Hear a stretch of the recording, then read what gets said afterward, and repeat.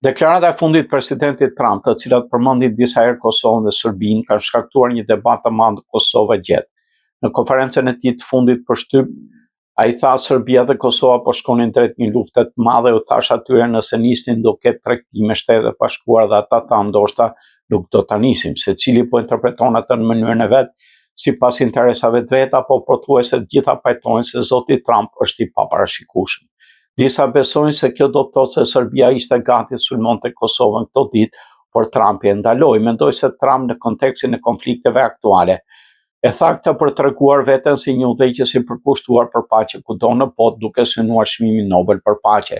Nuk mendoj se Trump ka kohë të merret me Kosovën e Serbinë në këtë afat të shkurtër. Ai ka probleme më të mëdha, lufta në Iran, Ukrainë dhe Palestinë, plus problemet e brendshme të Shtetit të Bashkuara. Kosova është një vend paqësor ku ligjet dhe demokracia funksionojnë, ku pakicat gëzojnë të drejta kombëtare dhe njerëzore si askund tjetër në botë. Pjesa veriore e Kosovës është shqetësuar pothuajse plotësisht fal veprimtarive e veprimeve të drejta të guximshme të qeverisë. Brenda regjimit autokratik të Vučićit janë kapur ose dëbuar nga Kosova së fundi aktivisti i urrejtjes Ako Arsienević.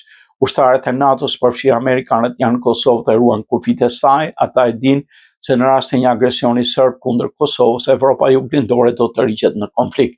Kjo i bën kërcënimet serbe të çmendura dhe të pavlefshme. Aftësitë e saj për të kryer akte terroriste në Kosovë janë zvogëluar pas shkatërimit të grupit kriminal të terroristit të Radojčić.